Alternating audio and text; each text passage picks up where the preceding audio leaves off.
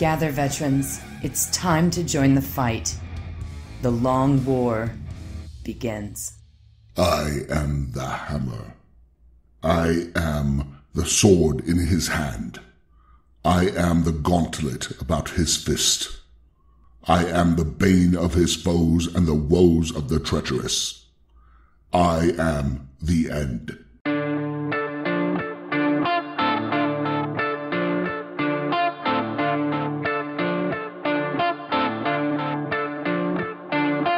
This is The Long War. I'm Robbie B, and joining me once again are my partners in crime, Kenny Boucher, Mike Haspil, and Jason Craze.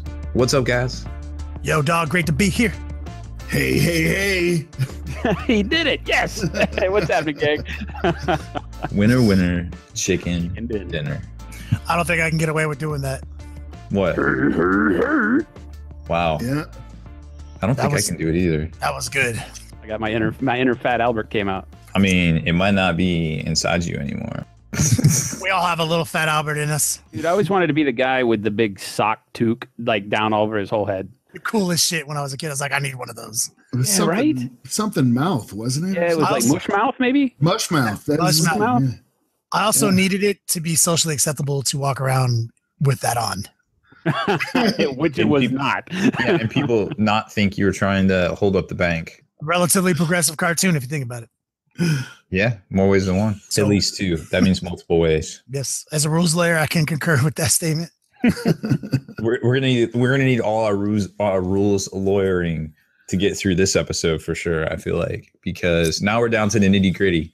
These 12 pages, they're starting to blur. The words are starting to now make sense, but then makes sense when you read it. All those additions are starting to blur together. How funny would it be is if we had a scribe? The rule book would be as we said it. Like, you know how you just were like rules lawyering. Like, that's how it's transcribed in the book. I think this is very conversational improvised. This is weird. In a roundabout way, it all comes back to the Urban Dictionary. Seems how we can't add anything to Wiki anymore. God, I was trying to update Wiki today or last night. Sorry. Had this big discussion with Bonet. I can't remember how it came up, but it was about something about like international politics, then domestic politics. And then I was like, yeah, you do realize, she said something about the South. And I was like, yeah, there's a lot of people in the South, more people than anywhere else in the country. She's like, that's just not true. And then I immediately pulled it up on Wiki and I was like, yeah, there's like literally over 100 million people in the region known as the South. And she's like, well, what states are those? And I was like, I gave her the list. She's like, Delaware, Maryland don't count, and Texas doesn't count. I was like, really? For this argument, they don't count? Okay. I'm gonna go on Wiki, I'm gonna change it. They're not in the South anymore. And like I was like super sad that that it couldn't modify Wiki to say that these 3 states don't count as the South. My girlfriend and I have been having a heated discussion about whether dinosaurs lay eggs or not. And I'm on the pro they laid eggs, obviously, but she is of the... have you seen Jurassic Park? They lay eggs. Yeah. Dude, you're preaching to the choir. But she seems to think, because this one obscure Smithsonian article saying that brontosauruses had live young because they're always in the water, that they never came out of the water to lay their eggs. How do you think crocodiles do it? They come out of the water and lay their eggs. Everybody knows this. Come on. It's the classic argument of like one article comes out contrary to 100 articles, and that is now quoted as fact. Right. So she's like, no, they don't lay eggs. And I was like, they absolutely lay eggs. And I was like, and not only that, but your brontosaurus argument is invalid because everybody knows bronchitis is what killed the dinosaurs. So you shouldn't use that as an example. And she's like, And it's doubly invalid because there's no such thing as a brontosaurus. Yeah, it's like the Apatosaurus now or whatever. Apatosaurus, yeah. And Rob speaks truth because he was there. I'm at least 10 years old. He was there. Joke. It was an old joke. I did my best. I'm not as good as the guys on your chat and on Twitch. Yeah, I know, right? Daggers. Feels bad, man. I'm just happy I got my sounds back on Twitch now. I like Slugger Boy's comment in the chat. He's like, it doesn't matter if Dennis was legs. Teach English.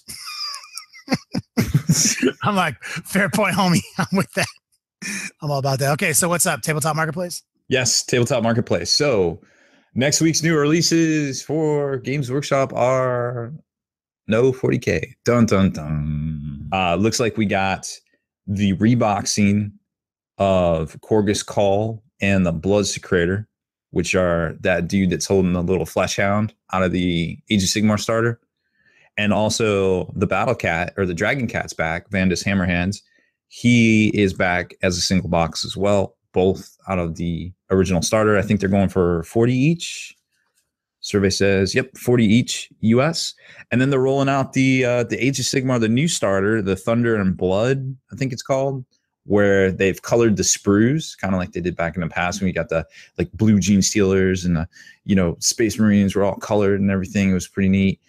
Those are coming out with the Sigmarines, or the Stormcast Eternals, are gold. They're going to be casting gold, and the Khorne guys are casting red.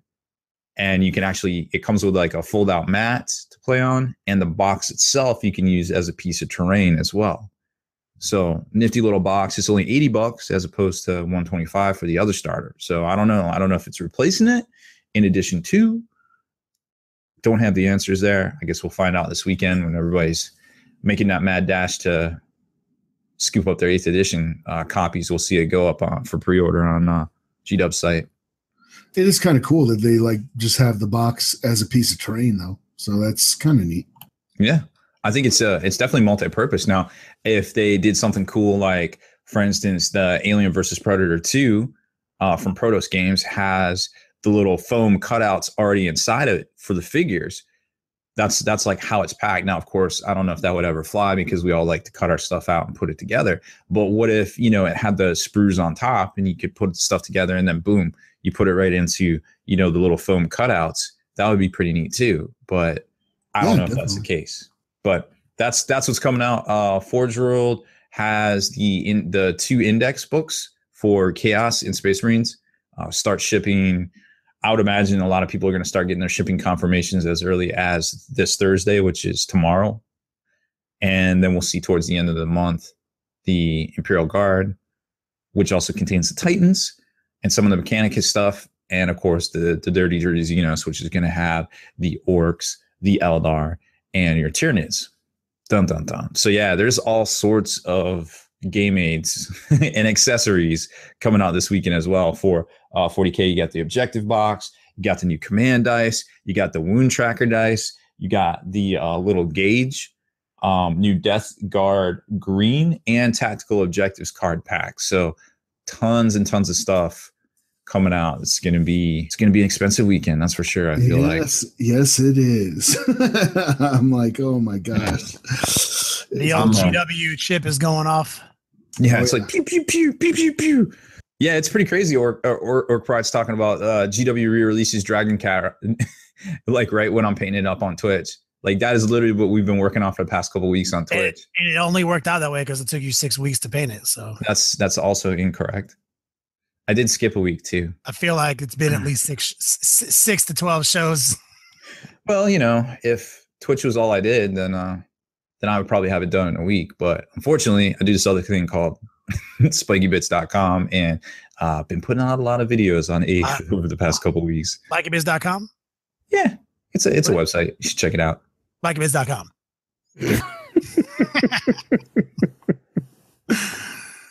Got it. So is that it for Tabletop Marketplace? Just some dumbass Age of Sigmar shit when we want to talk about 8th edition all day? I mean, would you like me to clickbait you and tell you there's 8th edition coming out? I mean, I could probably make some good stuff. Plastic Thunderhawk next week. You heard it here first. Yeah. It's happening. With Clutch new 8th edition rules. Yeah, Clutch new 8th edition rules data sheet included in the box. I would, if I actually tried to clickbait people, I would be super good at it. Yep. You have your finger on the pulse. You know how to tug our heartstrings. I would, but I'd only get away with it once. I would have to go out in a gluttony blaze of clickbait glory. Facts. Speaking of Twitch being the only thing we do. Obviously. It is not the only thing we do, but it is a big part of what we do. Jason, you got anything interesting going on Twitch right now? Man, I tell you what, everything's been good on the Twitch front. It's there's not a whole lot of news to report. It's kind of a lull.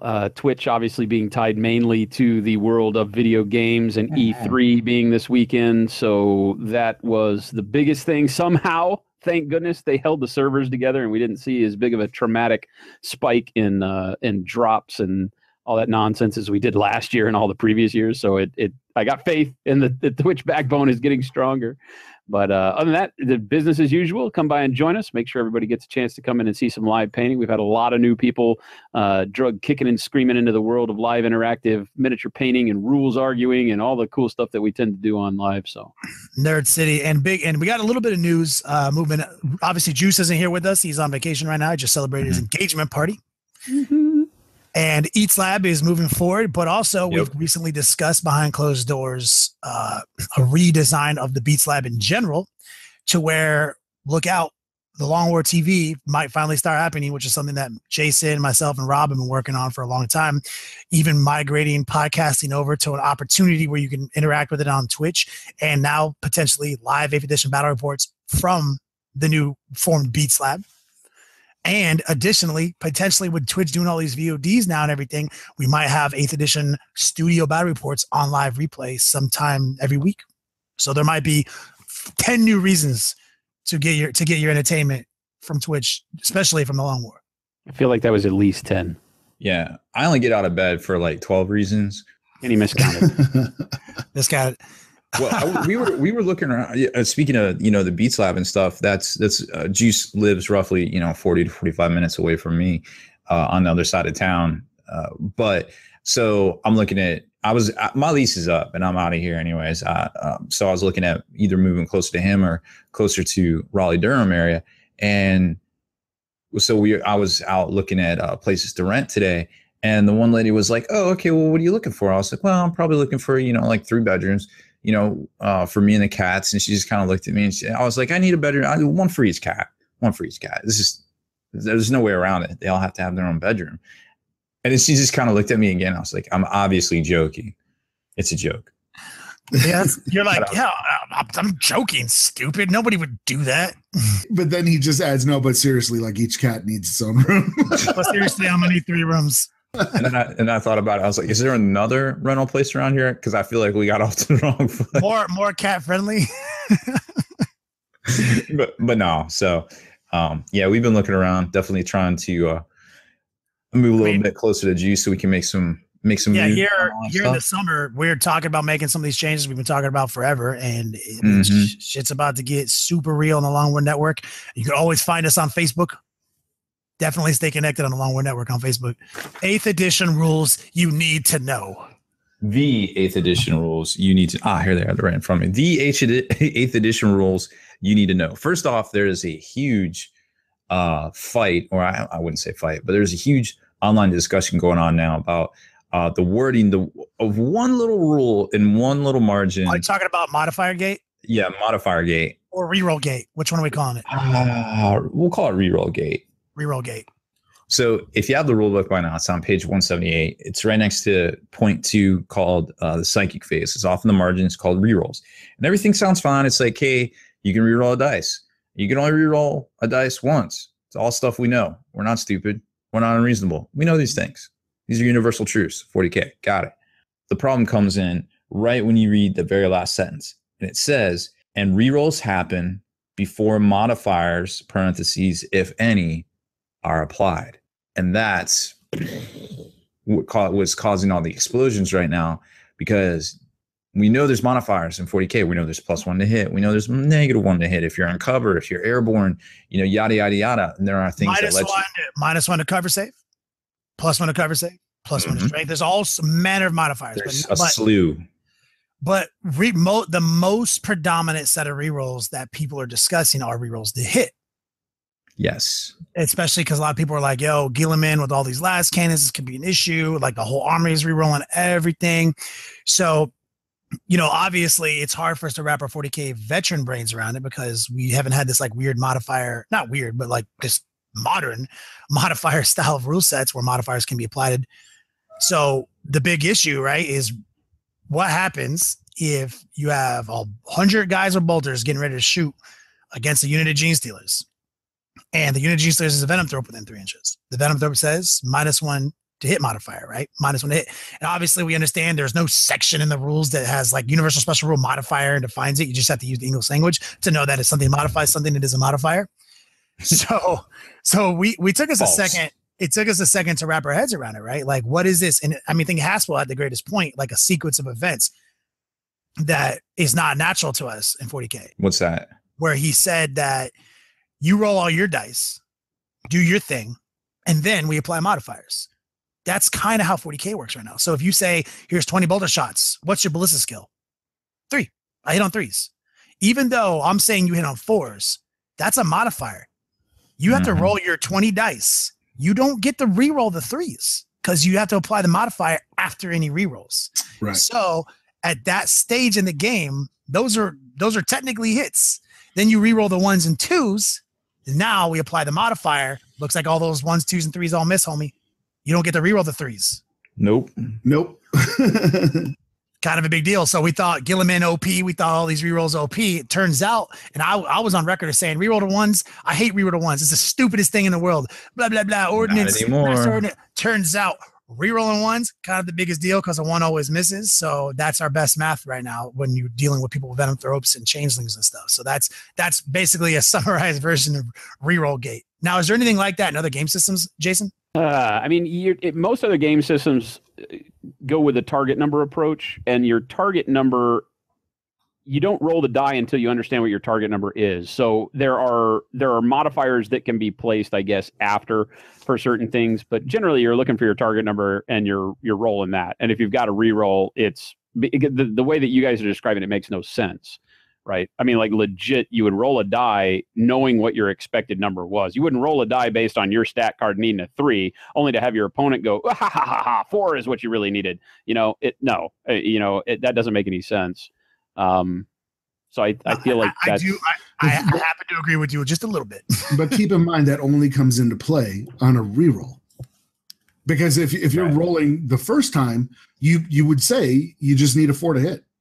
Yeah, and that's what my argument would be, is that we deal in target numbers. You don't ever pick up your bucket of dice to roll for your BS3 dudes saying that I need 3s without first consulting and deciding who you're going to shoot at based on those modifiers that are already known and parts of the game. So, you don't shoot at those gene stealers and knowing in your heart of hearts that you need 3s only to get, gotcha bitched because no, you need 4s. I have a zoanthrope within 3 inches. Mm-hmm. I mean, if you don't know the rules, those things can happen, but that's not the process of play. The process of play is, I want to shoot those guys. What do I need to hit them? And you have that conversation, you get your target number and you roll your dice. And then what doesn't hit, if you have a reroll thing going on, you reroll those. So I think that anybody that is arguing it is, I don't know. I feel like you still are working in target numbers, even if that's not a concept that's specifically written. I happen to agree with you because I thought it was all target number based because we have, BS is like plus is 3+, right? And then like armor save is 2+. And then you have Rens that are like, AP is -3. So like, I just thought like you were just hitting target values, right? You're just like add all those together. That's what the final result is. So it was a pretty big find to have such a deliberately worded set of rules. In the margins, GW, stop doing that. In the margins of the psychic phase, had nothing to do with rerolls. Stop, GW, please don't do that anymore. Get a copy editor? That's not the place in the book to find this rule. But yeah, that's a big deal. Currently, that is how it works. That is beyond contestation. That is literally rerolls are applied before modifiers. So that is currently reroll gate. Well, boiled down to its nth level. Yeah. Without getting very heated about it. So yeah, the rerolling 1s definitely clutch. Things like Gilliman, not as much. I feel like that is I feel like in my heart of hearts that's a misprint where it should have been rerolls are performed before any saves. Right? Well, because that's typically the way the rerolls have always been talked about in 40K is that you can't reroll after somebody makes an armor save or something like that, right? Mm-hmm. Who knows? There's going to be a day one FAQ. So we saw that when 5th edition came out and you could pass around the wounds and they're like, and they emergency FAQ'd it the first week. Yep. So, I mean, we'll see. I agree. I think that, I mean, I see that I definitely can see a sort of logic there. But I just know for like the rate of play, for like how games work. I've been playing games for so fucking long. I just know this is one of those things that like is much logic as you can be argued for it, exactly as much can be argued against it.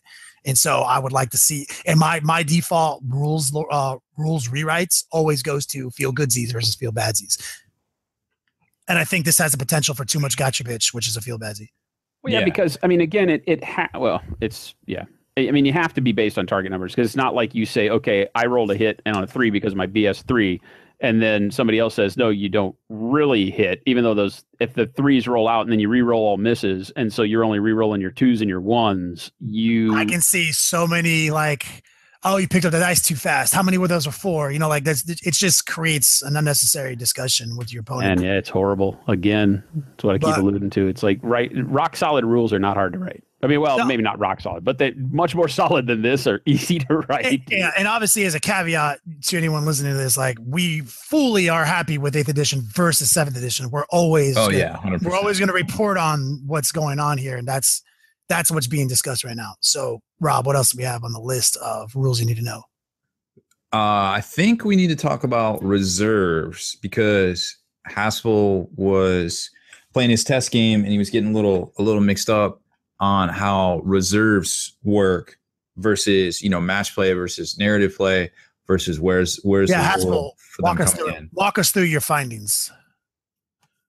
Well, I'm still not entirely sure about it. So here's what we've come through to the end is basically take everything you know about reserves from previous games, toss it right out the window. Just forget about it. Check. Because nothing applies. So in matched play, they have a little rule here that says, essentially if you have if the unit has a reserve rule, so that it's able to be set up in a teleportarium or a drop pod or something like that, then you can hold it in reserve. When setting up your army during deployment for match play, at least half the total number of units in your army must be set up on the battlefield. That's even if your entire army had the reserve special rule. And then furthermore, in match play games, any unit that has not arrived on the battlefield by the end of the 3rd battle round counts as having been destroyed. Now, where a lot of the confusion for me came from this was that a lot of the specific rules on reserves are actually on the unit cards themselves. So if you're just trying to go by the reserve rules in the book, they're really not there. And then the reserve rules in narrative play are actually different. They're closer to the rules that we had in. I'm trying to get to the page here. They are closer to the rules that we had in, since like 4th, 5th, 6th, where you're like rolling to see if people come in. So in narrative play, the mission will tell you if it uses reserves. That's the way it used to be in like 4th edition. Not every mission had reserves. So you might want to keep guys in reserve, but if that wasn't a thing, you couldn't really use it.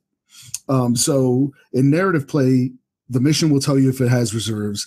And then if it doesn't tell you when units placed in reserve arrive on the battlefield, you actually roll on a 3-up that unit arrives from reserve. So that's what confused me was specifically in the case of flyers. So I played a test game this last weekend, and I was using a Corvus Black Star, and we both assumed that flyers started in reserves. That's just the way it used to be. And that is not the case. Apparently, they just start on the table because they don't have the reserve rule, or at least the Corvus Black Star does not have the reserve rule. So it would be forced to start on the table turn 1. And that just seemed very odd to me. And I just wanted to just call that out because I feel like if I made that mistake, then other people might make it too. It's just something to look out for. I'm still not 100% on that. Like, it still doesn't make sense to me. I feel like there's something. It's like the actual words make sense, but my gut is telling me there's something wrong. As I've said many times, there's a lot of 3rd, 4th, and 5th edition in 8th edition. And all the way back to 4th edition, reserves was that's when reserves kind of entered the game. And reserves were a mission special rule. They were not a unit special rule. Deep strike. If you had deep strike, you had to have the mission had to give you permission to deep strike. If you want the mission had to give you permission to infiltrate, to scout, all these things. So you can have all these abilities on your units, but you had to be given permission to do them in 4th edition. Then 5th edition came out, and they just said permission is universally granted for all these types of rules at all times, with no caveat like 50% of your army in reserves or anything like that. So 4th edition actually was totally permissive on these types of deployment rules. 5th edition, completely unrestricted. 6th and 7th edition gave us a compromise where anything can be in reserves. Everything had ultimate permission, but they gave us a 50% restriction on how much of your army could be in reserves. So now here we are in 8th edition, where they seem to go all the way back to 4th edition, where permission must be granted by either the mission, the type of play, or the unit. Is my point. It's like, so that's what I'm kind of seeing this trend. It looks like they just pulled from past editions.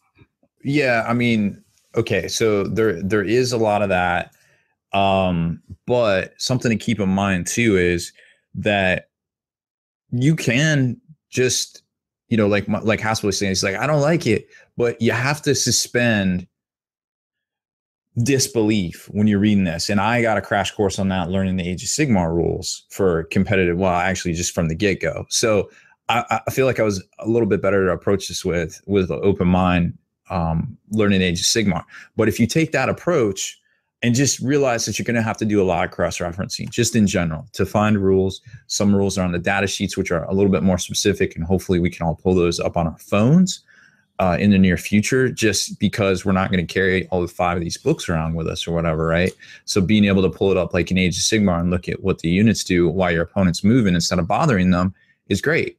I feel like that is critical. One of the big reasons, that in that game, I did not enjoy myself. And it's not because the rules were bad. It was literally because in a month from now, that problem's going to go away. But it was while we were playing, we had 2 or 3 indexes open, and we're just sitting there going back and forth on the indexes. And there was so much bookkeeping involved. And again, once there's an app, once there's an army builder, this problem goes away. It solves itself. You know what I mean? But up until that point, it was just really annoying. And I know people are saying, cut out the units and laminate them and all this stuff. And it's like, yeah, that's fantastic. But the rules weren't out, and we're trying to sort through this thing, so that's not an option. So it's like, and like I said, in a month, that problem does not exist, because you will have memorized what these weapons do and what the rend on this particular on a meltagun is. It's just like in all the other editions, we knew that a meltagun was strength 8, AP2 or AP1, and we knew exactly what it did, and we didn't have to look it up. And a month into this game, the same thing will happen. You know what I mean? A month in, I will know what my weapons do. I won't have to look it up every time. But that was one of the things that I was like, that's going to be really critical, especially because all the rules are on the data slates. The core rule set is very, very sparse, and all the elaboration on, clarifying rules or basically making them clearer are on the data slates. Right. Yeah, and I think that's going to be hugely clutch for a lot of things. And plus, if you bought a starter box, you got the little fold up thing to walk around with. It's a lot easier to work with. So that's definitely good. And remember too, not just flyers. You can set up things like drop pods on the table too. Demons you can set up on the table, and that's kind of another thing we need to touch on since we're on the reserve segment is that the demonic ritual, a lot of people, and we made the assumption early in the show, in the webcast, that it was just me. It seems like I was the only one who thought that. Seems like I did too, to be honest. And I was like, oh crap, let me go check that. Nowhere in there does it say anything, the word reserves, under reinforcement points under match play, and also the demonic ritual in the chaos index. Chaos index Astartes. So, or you know what I mean? So you gotta, there's a lot of cross references, and not just rules. I mean, think about it too. and they left the door wide open. We've touched on this in the past, that when you create your armies, you got to flip to the back of the index books to not only see how much the units cost, but what points go to what and what you can equip where. And that is all open-ended. So it's a lot of book work at the beginning, before we have, dedicated army builders and things like that. But in the long run, hopefully that gives Games Workshop the chance to edit it. And that's kind of what I was saying was these are problems that exist right now because it is dropping right now. It's a brand new game.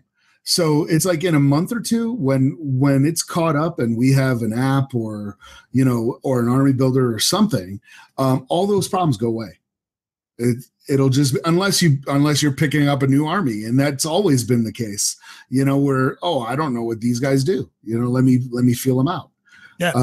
And it's important. I mean, it's important as like people who've been playing this game forever. It's like all we're doing is reporting on things that we find confusing. If some people might not find it confusing, good for you, bro. You know what I mean? But, yeah, I mean, everybody learns at a different rate. Like I have a hard time reading words. Sometimes I got to read them 2 or 3 times. I got to come back. Oh my God, I can't even read them. I have to have you guys read them to me. You know what I'm saying? Like I cannot. Then it becomes visual. See, that's why we learn better that way, right? But let's take a quick commercial break, guys. Hear from our sponsors. And let's come back to Flyers Airborne. Elric'sHobbies.com is your exclusive portal to upgrading your hobby. When you sign up at thelongwar.net, you gain an instant promotional discount good for 10% off at Elric's Hobbies. Elric'sHobbies.com. Dear veterans, quickly, make your way to thelongwar.net and find out how to reap your hard-earned spoils of this long war. For our allies at secretweaponsminiatures.com have rewarded us all with an extra 10% discount on all Secret Weapon Miniatures merchandise. So stock up, dear veterans, and enjoy. Veterans, I've got news for you. Get your best deals online at dicehead.com. Long War Vets, call or email for your best vet deals. That's dicehead.com.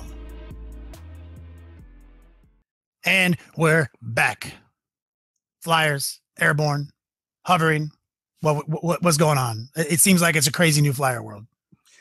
Kind of. Like you were talking about earlier, it borrows some of the older elements where remember when a flyer got immobilized, if you put a model underneath it exactly 18 inches away in a straight line, it was destroyed because that little model there just caught the fly ball and destroyed. Auto gone, homie. Yeah, destroyed the flyer. So it's kind of that way now.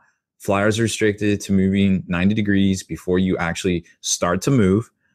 I think we can all agree on that. That's a universal thing. They have the fly special rule, so they can fly over intervening terrain and or models and have to land within. Because flyers have airborne, right? And airborne is what gives you like the minimum and the maximum distance you have. Airborne, yes. Airborne gives you the minimum. Here, let's double check it. Airborne gives you this model cannot charge, can only be charged by units that fly, and can only be attacked in the fight phase by units that fly. That's all airborne has. Okay, but flyers typically, flyers have 2 movement modes, or only flyers typically have 2 movement modes. So you can have the fly special rule, and it all comes down to your movement mode.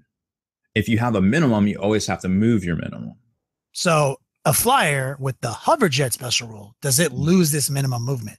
So hoverjet says before this model moves in your movement phase, you can declare it will hover. Its move characteristic becomes 20, and it loses airborne, hard to hit, and supersonic until the beginning of your next turn. So it can be attacked by any model, not just the ones with fly. It is no longer -1 to hit the model in the shooting phase, and it can no longer automatically flat out. Advance an automatic 20 inches instead of rolling a dice. Now it has its normal movement is 1 value. There's no minimum. There's no maximum. But fly allows it to. So supersonic is the minimum thing. So I'm just like all these keywords. I'm just trying to familiarize myself. No. Supersonic is like flat out, but better. Because remember, when you advance, you move your normal movement plus a D6, all in the movement phase now. All supersonic says is, hey, your advance is now 20 inches, which you can't roll a 20 on a D6. Mm-hmm. Flyers have always been, you've always got to kind of been aware of their movement and their arcs and their angles. And it's always been a bit of a point of contention in games of 40K. That's not 90 degrees. I swear it's 90 degrees. So that's always the thing I always didn't like about flyers, was that it caused arguments.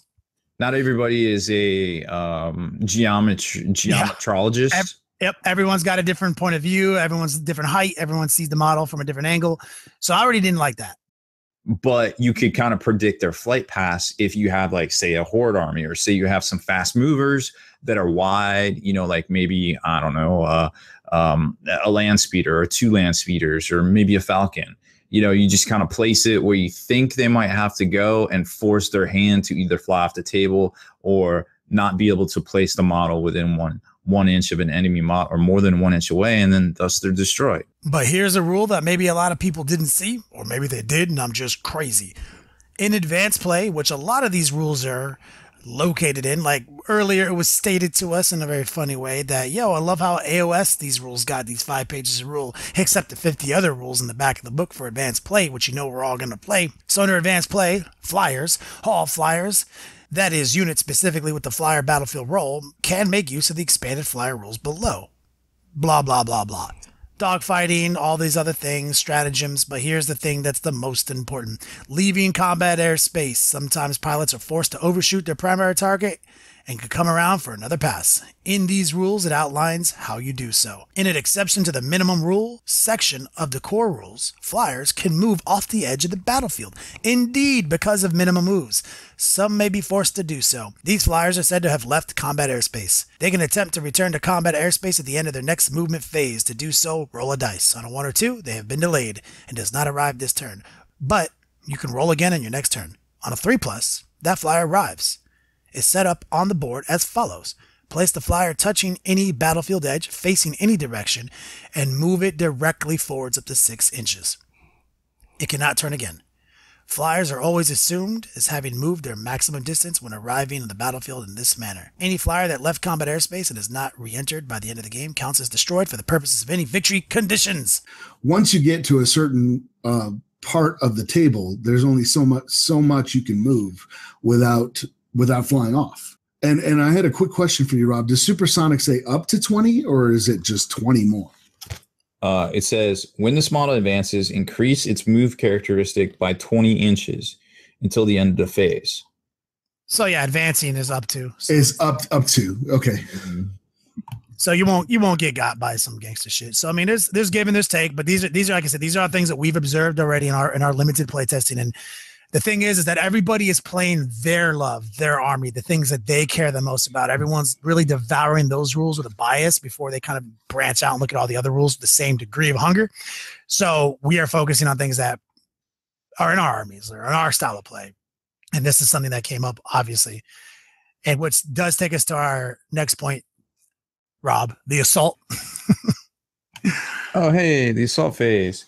So there is a lot of interesting stuff that happens during the assault phase. And it's you'll see in the new battle report on the Long War, like Juice was applying his Age of Sigmar tactics to where you can try to kind of rein in, or I don't want to say lock in because that's the wrong words. And technically, engage. You're trying to engage. You're trying to engage as many units as you can with the amount of forces you have, but not take their overwatch. And there's a crafty way to do that. And Kenny was coming up with some really interesting tactics for your maneuvering up to that point. And as we said, obviously I devour assault rules because it's what's special to me. And I always try to figure out the nuances of the assault phase because it's traditionally been a pretty complicated phase in the game. So the assault phase is kind of been weird in 7th edition, even 6th edition and 5th edition, where it typically had a caveat that said you had to get closest to closest in a direct path. You couldn't go around things unless you had to. And then after that, it said every model must attempt to make base-to-base contact if possible. So when you were trying to launch these epic multi-assaults, a lot of situations, you were trying to roll low. You were trying to string the unit out and you were trying to roll kind of under like 7. So then you couldn't get into base-to-base contact with the target, which freed you up to kind of move anywhere else you wanted in coherency. So so there's a lot of weird nuances. You were trying to like exploit the rules as written to do more with the unit than capable. And as traditionally, GW has allowed us some of those exploits where it gives us a lot more freedom than we're used to in the assault phase, where it basically says you nominate a target, you roll 2 dice. This is your assault move. The first model must get within 1 inch. Mm-hmm. And then the unit may move up to this distance rolled without the must wording. So they have given us a little bit of room to work with there. Essentially, you can kind of do whatever you want as long as that first guy got within 1 inch. You can kind of go any direction you want. It's your assault move. And then in the pile-in phase in close combat, it has a different set of wording, which says now the models in the unit may move up to 3 inches in any direction they want. Basically the last word though is as long as it's toward the nearest enemy. So you can now put your unit in a situation where you can engage three tanks, let's say, but you only targeted 1 in the assault phase, so you only had to get overwatched by 1. And now through this pile-in phase, you can engage 2 other tanks that are actually nearer enemies, the nearest enemies. So that's a pretty cool caveat. It's a pretty cool advanced tactic if you're an assault army, not trying to get shot by 4 wyverns, but you're trying to stop 4 wyverns from shooting. Which is, quite the neat trick for sure. Because they got wyverns are good at Overwatch. Yeah, wyverns are, especially if you put a flamer on them. Just force multiplier. Yes, Overwatch can get nasty because everyone has a chance. So obviously, there's another caveat, another trick, where if you have a scrub unit, you can always launch the assault with it first, survive the Overwatch, make base contact, and you've now locked out that unit's ability to Overwatch again. So you can further augment your good unit that's trying to tie multiple units with a scrub unit accepting the Overwatch. Let's say you have a ridiculous vehicle that has amazing Overwatch capabilities. Wait a minute. You send 1 scrub unit in, lock it down if it survives, and then you can engage all these units without taking any more Overwatch. So essentially 2 unit wombo combo, lock up 3 vehicles, only take Overwatch on a scrub unit. Like there's literally tons of caveats in the assault phase. So I do love that they've given us the ability to think outside the box with it without giving us this really rigid set of sequences that we have to achieve in order to achieve our end result, which is I want to charge 5 guys. How do I do that? Right. Because remember, it used to be, and it still is, you still have to maintain unit coherency. I believe the exact wording was anytime you perform a move like, here, I'll read it to you. A unit must be set up and finish any sort of move as a group with every model within 2 horizontally and 6 vertically. So any sort of move, which would be a charge, which would be, it says, when you pile in, you move. So all these things to me sound like moves. You still have to maintain coherency, but there isn't this weird thing of this Congo line of, okay, this guy's in coherency here. This guy's in coherency here. Okay, I'm going to engage you here. Like we saw happen a lot in 7th, a lot more in 6th, but now it's a little bit easier to pull off. Maybe a little bit of a nuance with when it comes to Tau and their Overwatch rules, because anybody within 6 of a unit that's getting assaulted can perform a single Overwatch phase. But then, once your initial target has been locked in with that 1 inch, basically, they can no longer perform Overwatch. And then your ones for the greater good special rule they can only do it once. So again, that throwaway unit Kenny was talking about could come in clutch pretty good at that particular juncture. So, I mean, yeah, there's some nuances, but everything is different. So I feel like we're all still on the same page if we just kind of read along together and, kind of reason together. I don't see why there's any reason, this edition so far doesn't be like, this is stupid. This doesn't make sense. There's no salt phase yet. I don't feel like. And also a point, I did also not see anywhere in Assault that said you had to have line of sight to the charging unit. That was brought up multiple times in chat. I wasn't going to touch on it because I'm not totally caught up on it. But I can tell you, I did not see in the Assault sequence that you had to see them anymore. Once you have chosen an eligible unit, select one or more enemy units within 12 of them as the target of the charge. Each target can then attempt to fire Overwatch. Remember in 7th edition, they actually, for one of the first times in 40K history, they did add the caveat that this target must be within line of sight. We actually played many editions of 40K where you didn't need to see the motherfucker. You see, that happened a lot.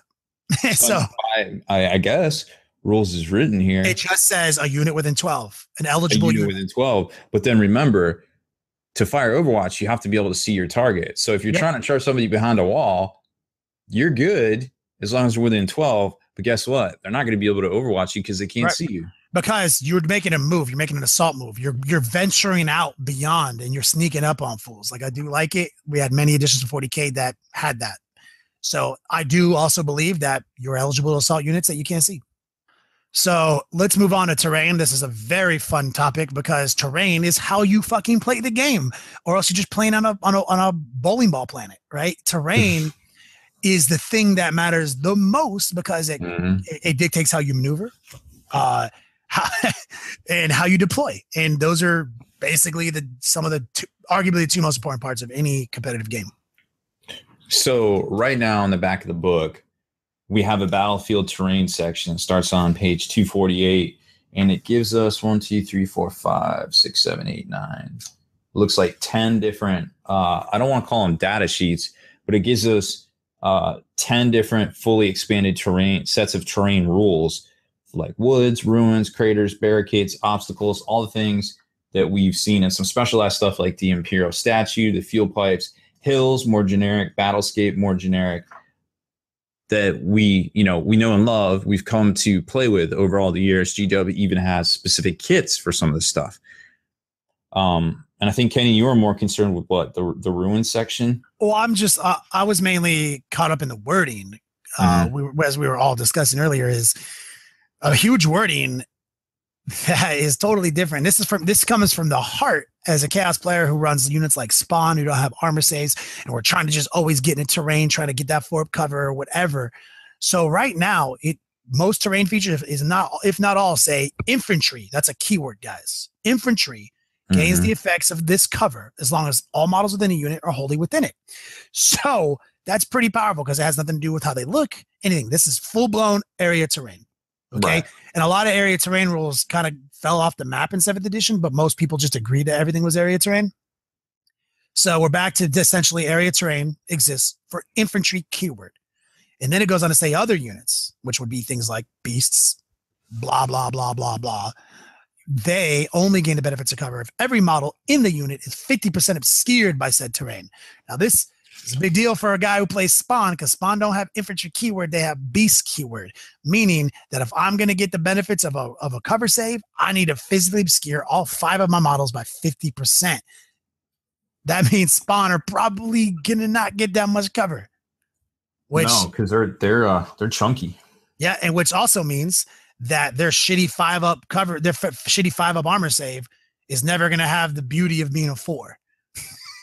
Ever again. And that was kind of a big deal for Spawn. I was like, I need that 4-up cover, but you know what? It almost matters less in 8th edition because everything has a minus. So at the end of the day, they probably just don't have a save like they used to. And that's not even to say that when, Chaos Demons, or maybe they'll have a combo book with Chaos Space Marines, who knows? But that's not to say at some point they won't have a special rule, something like, Cloud of Flies or, Blight, whatever, that gives them a -1 to hit because these guys are, so gross or whatever. What we're working with right now is more of a watered down version. Maybe you could even call these data slates training wheels. It's abstract, man. Like and the indexes are definitely basic. Like absolutely basic. A couple people are asking in chat, like, what about dangerous? What about difficult terrain? Well, every terrain feature has kind of its own thing. Yeah. Right? Correct, Haspil? Yeah, the closest thing that we come to dangerous terrain right now is under the battlescape. And the idea is that it's a wrecked vehicle or wrecked, it's an old battlefield. So if you if a model advances or charges across the battlescape, you have to roll for them. And if on a roll of a 1, then they have triggered a mine and it suffers a mortal wound. And models that fly can still trigger the mines, but only if they charge. So essentially, they want you to pick your way across that battlescape. So you can still move across it. You just can't charge or advance because that implies that you're moving quickly. So you're if you just move normally, you're picking your way across, like watching where you step, so you're not going to accidentally step on a mine. But that's like really the closest thing we have to the old dangerous terrain. And also want to touch on ruins real quick, because we are going to talk about them. It was asking the question, the chat. Oh, you mean spawns can't go up ruins? Well, we were going to, ruins are a big deal. They can actually. Yeah. Unless you can fly. Vehicle keyword, monster keyword, and bikes keyword can only ever enter the ground floor. Spawner, beast keyword. They're not any of those 3 keywords. So beasts can definitely climb up ruins and wreck your shit. But I think the rationale here is that infantry are intelligent, trained soldiers who know how to utilize cover to its maximum. They know how to hit the deck. They know how to like crawl. Whereas a beast is just like, I don't give a fuck, and it's just going through the terrain. So physically, if it's not being 50% scared, you're not getting that fucking cover. Is essentially, I think, the abstract rationale there. Here's the reason why ruins are the bee's fucking knees. You guys remember that FAQ that GW dropped after a billion years of no FAQs? They gave us an FAQ every week. You guys remember that? Yep. And one of the biggest hot topics was walls. It said units couldn't walk through walls anymore. And we were like up in arms for multiple podcasts about it. And we even quoted old editions that said you had plasma cutters and this, that. Why the fuck can't we go through a wall? But every blast marker in the game can hit everyone on every level. And then GW quickly took it out. That was the beta. It didn't make the final FAQ. Well, it's back. Legitimately. Infantry is assumed as being able to scale walls, travel through windows, doors, and portals readily. These models can therefore move through floors and walls of a ruin without further impediment. So literally without further impediment, that's infantry. So through inference, that means if you're not infantry, you do not get to move through walls. And this was to that point, Frontline Gaming, who obviously has been a big part of playtesting this with GW, they commented on it in some of their live battle reports, where a Wraith Knight literally can't go through a building because it doesn't have fly. It says unless you have fly. So a Wraith Knight literally had to walk around a building. So now ruins absolutely matter. They're amazing pieces of terrain that absolutely can funnel the battlefield for the first time in history. I was one of the first people here that was like, when Juice was like hated these ruins FAQ proposal, I was all in, because I hate how like you can take this huge unit of killers, move up behind a ruin, be out of line of sight. So you get to totally benefit from the cover of this ruin. No one can see you. You're 50% scared, whatever. No one can even fucking shoot you. Then you could just go right through the ruin like it didn't exist and charge them. That's the best of both worlds. That's insane. That is so bad for the game. That means terrain barely matters. Now terrain absolutely matters. Ruins are going to completely change the game. So my spawn don't even get to go through a wall. My spawn have to go through it.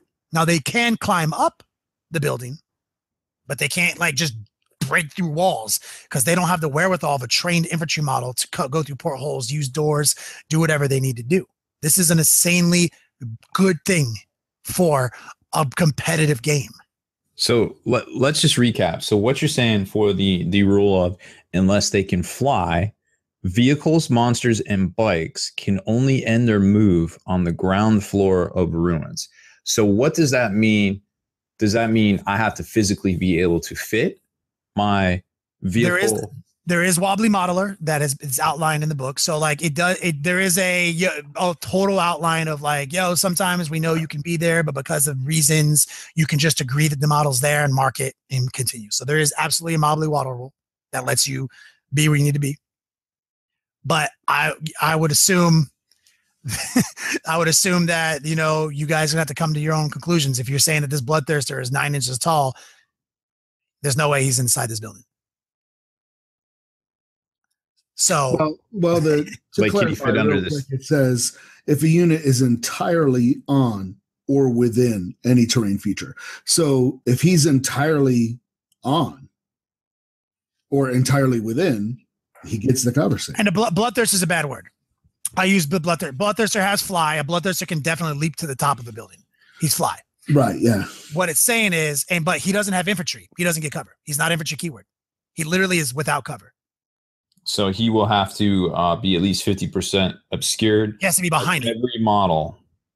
He has to be behind it. So like for like a Bloodthirster, that's pretty easy to do. But for a big unit of like Fleshhounds, for example, which are always been very competitive unit, the Fleshhounds cannot go through walls of ruins because only infantry can move through the walls unimpeded.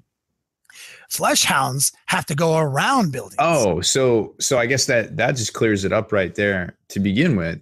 If you have an enclosed ruin with walls perhaps that aren't wide enough for a vehicle to fit to even drive through, then there's no way they can even be on the ground floor in the first place. If you can't fit that oval base for, say, a Dread Knight, which may or may not have fly, I don't know, I haven't looked at it, but say it doesn't have fly, then the Dread Knight couldn't waddle in to the ruins because it can only be on the ground floor. No, exactly. And so this is also cool because you definitely can have any type of terrain you want. And it also says very clearly in the terrain section that you and your opponent have to agree upon the terrain that's in play. That's in the rules. That's in advanced play, which will be used for match play. So you can easily, to quote somebody in the chat, have ramps and say, yeah, but you can use the ramp, right? Like you can literally do anything you want as long as you and your opponent agree upon it. But when we talk, we're typically discussing match play at the tournament level and what you can expect to see and what you can expect not to see. And like I said, the biggest organizers of match play in the United States, the ITC, are already confirming that you're not walking through these walls, homie. Right. Which makes total sense. You're not ghost riding your demolisher tank up the side wall and down into the thing. Like this is not happening. And these are ruins. This is ruins. These are jacked up buildings with super strong plasteel walls, and who knows what's going on. So play however you want to play in your Beats Lab. If you agree to the terms, that actually is in the rules. But I think it's a vastly positive thing to have ruins be huge blocking impassable features for some of the other bigger units, because otherwise that shit just doesn't matter. It literally is meaningless. Terrain doesn't matter if you can just blow through it at willy-nilly and get cover from it anytime. Yeah, it's like what's the point of it even being there at that point? You know? No, I totally agree. I mean, I'm just a guy who's played thousands of games in 40K. I'm very stoked for this rules for this type of terrain that exists. No, I agree. These are all good rules. I personally didn't see if there's like stuff for the specific data sheets. I don't think there is for like, sky shields and stuff. Did I miss right now? Somewhere? I think we're just operating on basic bitch indexes. Yeah, I think so. I haven't seen anything extra. Well, maybe what was that right there? Was there? Oh yeah, there is. Okay, so it's in the Index Imperium 2. There's stuff like the Imperial Bastion, the Aegis Defense Line. So let's take a look at this real quick. Because what was the biggest piece of terrain that always had? Goddamn Sky Shield landing pad. Yep. All right, so here we go. Sky Shield landing pad is a single model. It's toughness 8 with 20 wounds and a 4-up save. What? Okay. Counts as a building, vehicle, Sky Shield landing pad. At the start of your turn. So, wait.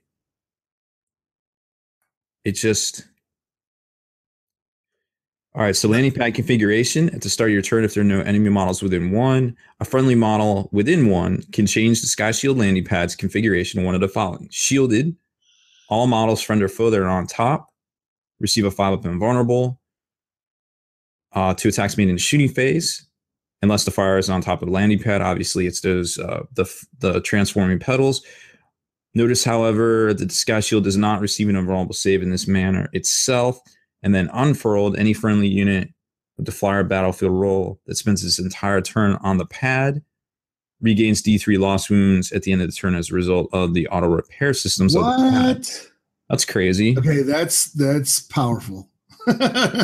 So immobile, this unit cannot move for any reason, cannot fight in a fight phase. Enemy models automatically hit. Oh my god! Do not make hit rolls. Friendly units can still target enemy units within 1 inch. Oh, so this is that whole on the line thing. So nowhere in here does it say anything about it giving cover. So it looks like the Sky Shield landing pad is a vehicle keyword, a building keyword, and has no legion. Is that right, Rob? They're unaligned.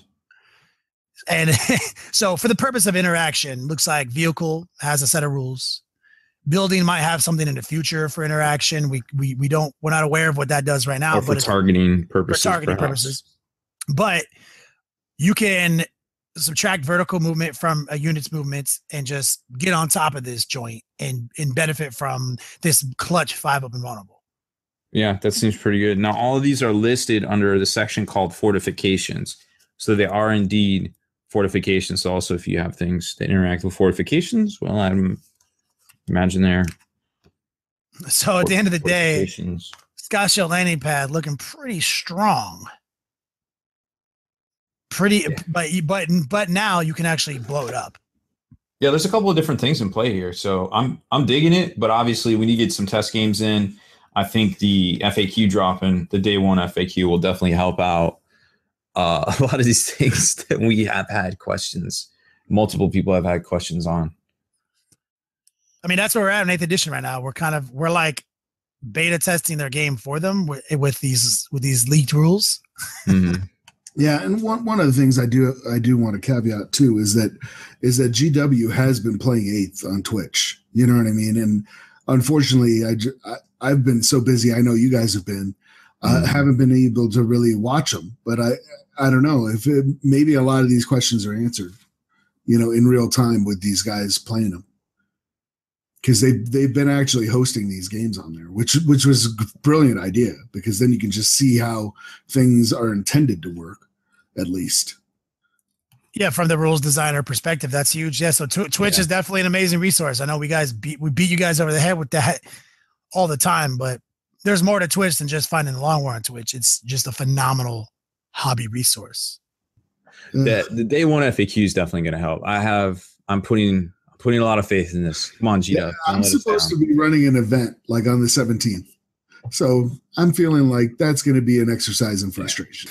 All right. Well, I feel like we beat this podcast to death. Somebody get a horse. Let's beat it. Somebody get a Haspil in here so we can end this motherfucker. Lock the door and hope they don't have blasters.